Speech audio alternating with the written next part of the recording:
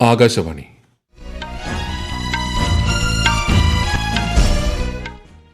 നമസ്കാരം. വാർത്തകൾ വായിക്കുന്നത് സുധീൻ സൈനുദ്ദീൻ.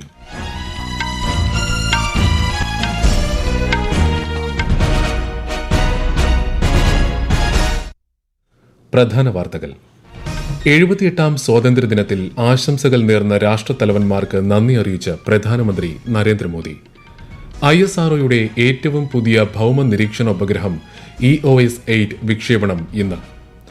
മൂന്നാമത് വോയിസ് ഓഫ് ഗ്ലോബൽ സൌത്ത് ഉച്ചകോടിക്ക് ഇന്ത്യ ആതിഥേയത്വം വഹിക്കും. സംസ്ഥാന ചലച്ചിത്ര പുരസ്കാരങ്ങൾ ഇന്ന് പ്രഖ്യാപിക്കും. ദേശീയ പുരസ്കാര പ്രഖ്യാപനവും ഇന്ന്. പശ്ചിമബംഗാളിൽ വനിതാ ഡോക്ടറെ ബലാത്സംഗം ചെയ്ത് കൊലപ്പെടുത്തിയ സംഭവത്തിൽ 9 പേരെ പോലീസ് അറസ്റ്റ് ചെയ്തു. കേരളത്തിൽ മഴ കനക്കും. പത്തനംതിട്ടയിലും ഇടുക്കിയിലും ഇന്ന് അതിശക്തമായ മഴയ്ക്കുള്ള ഓറഞ്ച് ജാഗ്രത. വാർത്തകൾ വിശദമായി. 78ാമത് സ്വാതന്ത്ര്യദിനത്തോടനുബന്ധിച്ച് ഇന്നലെ വൈകിട്ട് രാഷ്ട്രപതി ഭവനിൽ president Droupadi Murmu at home വിരുന്നൊരുക്കി. ഉപരാഷ്ട്രപതി ജഗദീപ് ധൻകർ, പ്രധാനമന്ത്രി നരേന്ദ്രമോദി, മുൻ രാഷ്ട്രപതി Ramnath Kovind, Lok Sabha speaker Om Birla, chief justice DY Chandrachud തുടങ്ങിയവർ പങ്കെടുത്തു. കേന്ദ്രമന്ത്രിമാരായ Rajnath Singh, JP Nadda, doctor S Jaishankar, Ashwini Vaishnaw, Piyush Goyal, Shivraj Singh Chouhan എന്നിവരും മറ്റ് പ്രമുഖരും ചടങ്ങിൽ പങ്കെടുത്തു. 78ാം സ്വാതന്ത്ര്യദിനത്തിൽ ആശംസകൾ നേർന്ന ലോക രാഷ്ട്രത്തലവന്മാർക്ക് പ്രധാനമന്ത്രി നരേന്ദ്രമോദി നന്ദി അറിയിച്ചു. ആഗോള നന്മയ്ക്കായി ഒരുമിച്ച് പ്രവർത്തിക്കാമെന്ന് ഫ്രഞ്ച് പ്രസിഡന്റ് ഇമാനുവൽ മാക്രോ അയച്ച ആശംസയ്ക്ക് പ്രധാനമന്ത്രി മറുപടി നൽകി. ഇന്ത്യയുമായുള്ള പങ്കാളിത്തത്തിന് വലിയ പ്രാധാന്യം നൽകുന്നുവെന്ന് റഷ്യൻ പ്രസിഡന്റ് വ്ളാഡിമിർ പുടിൻ ആശംസാ സന്ദേശത്തിൽ കുറിച്ചു. ഇന്ത്യയും ഇറ്റലിയും ദൃഢമായ ബന്ധമാണ് പങ്കിടുന്നതെന്ന് ഇറ്റാലിയൻ പ്രധാനമന്ത്രി ജോർജിയ മെലോണി ആശംസാ സന്ദേശത്തിൽ കുറിച്ചു. കനേഡിയൻ പ്രധാനമന്ത്രി ജസ്റ്റിൻ ട്രൂഡോയും ഇന്ത്യയ്ക്ക് ആശംസ നേർന്നു. ഇരു രാജ്യങ്ങളും ബന്ധം ശക്തിപ്പെടുത്തുമെന്ന് ഇറാന്റെ വിദേശകാര്യ മന്ത്രാലയം സമൂഹമാധ്യമത്തിൽ കുറിച്ചു. UAE പ്രധാനമന്ത്രി Sheikh Mohammed bin Rashid Al Maktoum ഇന്ത്യയ്ക്ക് ആശംസ നേർന്നു. ഇരു രാജ്യവും ബന്ധം ഊട്ടിയുറപ്പിക്കുമെന്ന് പ്രധാനമന്ത്രി മോദി മറുപടി സന്ദേശത്തിൽ കുറിച്ചു. ആശംസകൾ അറിയിച്ച മാൽദീവ്സ് പ്രസിഡന്റ് മുഹമ്മദ് മുയിസു, നേപ്പാൾ പ്രധാനമന്ത്രി KP ശർമ്മ ഒലി, ഭൂട്ടാൻ പ്രധാനമന്ത്രി ഷെറിംഗ് ഡോഗ്ബെ, മൌറീഷ്യസ് പ്രധാനമന്ത്രി Pravind Kumar Jugnauth, Guyana president Irfan Ali തുടങ്ങിയവർക്കും പ്രധാനമന്ത്രി നന്ദി അറിയിച്ചു. ISRO വികസിപ്പിച്ച ഏറ്റവും പുതിയ ഭൗമ നിരീക്ഷണ ഉപഗ്രഹമായ EOS-8 ഇന്ന് രാവിലെ വിക്ഷേപിക്കും. ശ്രീഹരിക്കോട്ടയിലെ സതീഷ് ധവാൻ സ്പേസ് സെന്ററിൽ നിന്ന് രാവിലെ 9:17 വിക്ഷേപണം. വിശദാംശങ്ങളിലേക്ക്. EOS-8 വിക്ഷേപണത്തിന് മുന്നോടിയായുള്ള 6.5 മണിക്കൂർ ദൈർഘ്യമുള്ള കൌണ്ട് ഡൌൺ ഇന്ന് പുലർച്ചെ 2:47 ആരംഭിച്ചു. ചെറു ഉപഗ്രഹങ്ങൾ താഴ്ന്ന ഭ്രമണപഥങ്ങളിൽ ചിലവ് കുറഞ്ഞ രീതിയിൽ വിക്ഷേപിക്കാനായി ISRO സജ്ജമാക്കിയ സ്മോൾ സാറ്റലൈറ്റ് ലോഞ്ച് വെഹിക്കിൾ അഥവാ SSLV എന്ന റോക്കറ്റാണ് ഉപഗ്രഹം വിക്ഷേപിക്കുന്നത്. SSLV റോക്കറ്റ് പൂർണ്ണതോതിൽ പ്രവർത്തന സജ്ജമാക്കുന്നതിന് മുന്നോടിയായുള്ള 3 പരീക്ഷണ ദൌത്യങ്ങളിൽ അവസാനത്തേതാണ് ഇന്നത്തെ വിക്ഷേപണം. SSLV റോക്കറ്റിന് 34 മീറ്ററാണ് ഉയരം. സാധാരണ PSLV റോക്കറ്റുകൾക്ക് 44 മീറ്റർ ഉയരമുണ്ട്. ഇന്ന് വിക്ഷേപിക്കുന്ന EOS-8 എന്ന ചെറു ഉപഗ്രഹത്തിന് 175.5 കിലോയാണ് ഭാരം. കുറഞ്ഞ നിരക്കിലും കുറഞ്ഞ സമയത്തിലും ചെറു ഉപഗ്രഹങ്ങളെ ഭ്രമണപഥത്തിൽ എത്തിക്കാനാകുമെന്നതാണ് SSLVയുടെ പ്രത്യേകത. PSLV ദൌത്യങ്ങൾക്ക് വരുന്നതിനേക്കാൾ 20 മുതൽ 30% വരെ ചിലവ് കുറവിൽ SSLV ദൌത്യം പൂർത്തിയാക്കാം. News desk, Akashvani.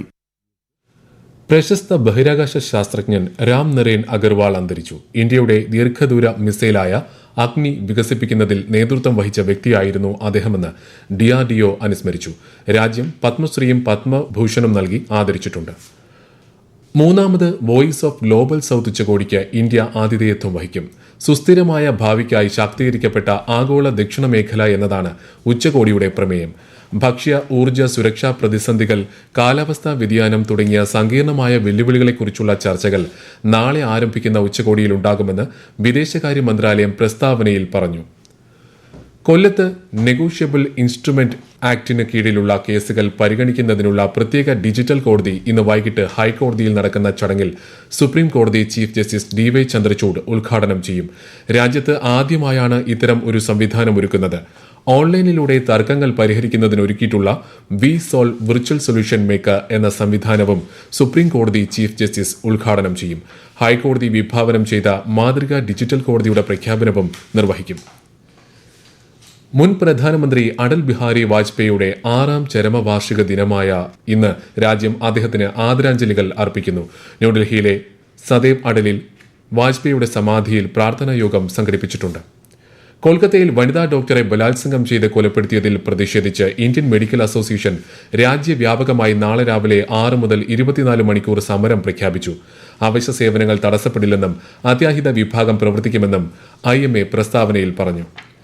കൊൽക്കത്തയിൽ വനിതാ ഡോക്ടറെ ബലാത്സംഗം ചെയ്ത് കൊലപ്പെടുത്തിയ സംഭവത്തിൽ പ്രതിഷേധിച്ച് കേരളത്തിലെ ഡോക്ടർമാർ ഇന്ന് സംസ്ഥാന വ്യാപകമായി സമരം നടത്തും. PG ഡോക്ടർമാരും സീനിയർ റെസിഡന്റ് ഡോക്ടർമാരും OP ഡ്യൂട്ടിയും വാർഡ് ഡ്യൂട്ടിയും ബഹിഷ്കരിക്കുമെന്ന് KGMOA അറിയിച്ചു. അത്യാഹിത വിഭാഗങ്ങളിൽ സേവനമുണ്ടാകും. പശ്ചിമബംഗാളിൽ വനിതാ ഡോക്ടറെ ബലാത്സംഗം ചെയ്ത് കൊലപ്പെടുത്തിയ സംഭവത്തിൽ 9 പേരെ പോലീസ് അറസ്റ്റ് ചെയ്തു. കേസിൽ അന്വേഷണം നടത്തുന്ന CBI സംഘം RG കർ മെഡിക്കൽ കോളേജിലെത്തി. വനിതാ ഡോക്ടറുടെ മാതാപിതാക്കളെയും സംഘം സന്ദർശിച്ചു. ഈ വാർത്തകൾ ആകാശവാണിയിൽ നിന്ന്. ആകാശവാണി വാർത്തകളും വാർത്താധിഷ്ഠിത പരിപാടികളും all India radio news Thiruvananthapuram എന്ന യൂട്യൂബ് ചാനലിൽ ലഭ്യമാണ്.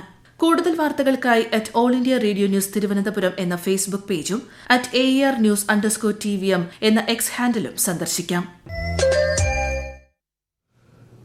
ഡൽഹി, കേരളം, ഒഡീഷ, ഹിമാചൽ പ്രദേശ്, ഉത്തരാഖണ്ഡ് എന്നീ സംസ്ഥാനങ്ങളിൽ വരും ദിവസങ്ങളിൽ മഴയ്ക്ക് സാധ്യതയുണ്ടെന്ന് കേന്ദ്ര കാലാവസ്ഥാ വകുപ്പ്. തമിഴ്നാട്, പുതുച്ചേരി, തീരദേശ ആന്ധ്രാപ്രദേശ്, തെലങ്കാന, പശ്ചിമബംഗാൾ മേഖലകളിലും നാളെ വരെ കനത്ത മഴയ്ക്ക് സാധ്യതയുണ്ട്. കേരളത്തിൽ 5 ദിവസം കൂടി ഇടിയോടുകൂടിയ ശക്തമായ മഴയ്ക്ക് സാധ്യതയെന്ന് കേന്ദ്ര കാലാവസ്ഥാ വകുപ്പിന്റെ മുന്നറിയിപ്പ്. പത്തനംതിട്ട, ഇടുക്കി ജില്ലകളിൽ ഇന്ന് അതിശക്തമായ മഴയ്ക്കുള്ള ഓറഞ്ച് ജാഗ്രത പ്രഖ്യാപിച്ചു. മലപ്പുറം, കോഴിക്കോട്, വയനാട് ജില്ലകളിൽ നാളെ ഓറഞ്ച് ജാഗ്രതയുണ്ടാവും. ഈ മാസം 19 വരെ കേരള, ലക്ഷദ്വീപ്, കർണാടക തീരങ്ങളിൽ മീൻപിടുത്തത്തിന് വിലക്കേർപ്പെടുത്തി. തീരങ്ങളിൽ കടലാക്രമണം ശക്തമാകാൻ സാധ്യതയുള്ളതിനാൽ അപകട മേഖലകളിൽ താമസിക്കുന്നവർ ജാഗ്രത പാലിക്കണം. മലയോര മേഖലയിലേക്കുള്ള രാത്രി സഞ്ചാരം പൂർണ്ണമായി ഒഴിവാക്കണം. 2023 സംസ്ഥാന ചലച്ചിത്ര പുരസ്കാരങ്ങൾ ഇന്ന് പ്രഖ്യാപിക്കും. തിരുവനന്തപുരത്ത് ഉച്ചയ്ക്ക് 12 മണിക്ക് മന്ത്രി സജി ചെറിയാനാണ് അവാർഡുകൾ പ്രഖ്യാപിക്കുക. 70ാമത് ദേശീയ ചലച്ചിത്ര പുരസ്കാര പ്രഖ്യാപനവും ഇന്നുണ്ടാകും. ഇസ്രായേൽ ഹമാസ് ആക്രമണ പരമ്പരകളിൽ ഫലസ്തീനിൽ കൊല്ലപ്പെട്ടവരുടെ എണ്ണം 40,000 കടന്നു. ഗാസ മുനമ്പിൽ അടിയന്തര വെടിനിർത്തൽ വേണമെന്ന് UN മനുഷ്യാവകാശ കമ്മീഷൻ ആവശ്യപ്പെട്ടു. മരിച്ചവരിൽ അധികവും സ്ത്രീകളും കുട്ടികളുമാണെന്നും കഴിഞ്ഞ 10 മാസത്തിനിടെ ഗാസ മുനമ്പിൽ ദിനംപ്രതി 130ഓളം പേരാണ് കൊല്ലപ്പെട്ടതെന്നും UN മനുഷ്യാവകാശ കമ്മീഷണർ വോൾക്കർ ടർക്ക് പറഞ്ഞു. ആഫ്രിക്കൻ രാജ്യങ്ങളിൽ പടരുന്ന എംപോക്സ് അണുബാധ ഇന്നലെ സ്വീഡനിൽ റിപ്പോർട്ട് ചെയ്തു. ആഗോള പൊതുജനാരോഗ്യ അടിയന്തരാവസ്ഥയായി എംപോക്സ് രോഗത്തെ ലോകാരോഗ്യ സംഘടന പ്രഖ്യാപിച്ചതിന് പിന്നാലെയാണ് ആദ്യത്തെ പോക്സ് കേസ് സ്വീഡനിൽ റിപ്പോർട്ട് ചെയ്തത്.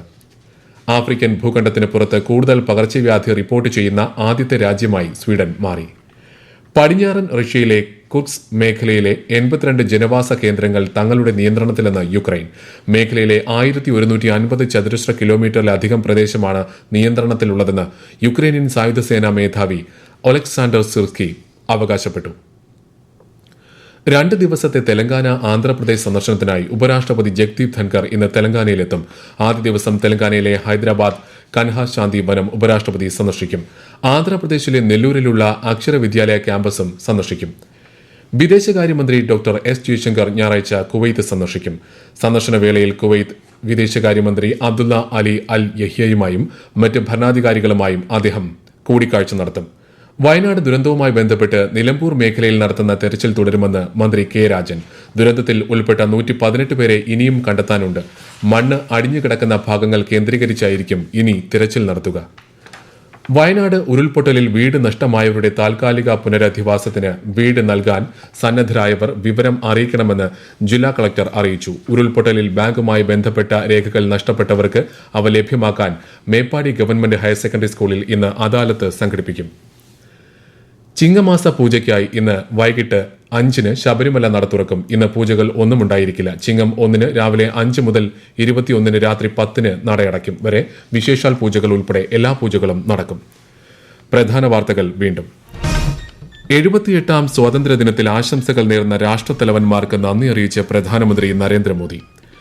ISROയുടെ ഏറ്റവും പുതിയ ഭൌമ നിരീക്ഷണ ഉപഗ്രഹം EOS 8 വിക്ഷേപണം ഇന്ന്. 3ാമത് വോയിസ് ഓഫ് ഗ്ലോബൽ സൌത്ത് ഉച്ചകോടിക്ക് ഇന്ത്യ ആതിഥേയത്വം വഹിക്കും. സംസ്ഥാന ചലച്ചിത്ര പുരസ്കാരങ്ങൾ ഇന്ന് പ്രഖ്യാപിക്കും. ദേശീയ പുരസ്കാര പ്രഖ്യാപനവും ഇന്ന്.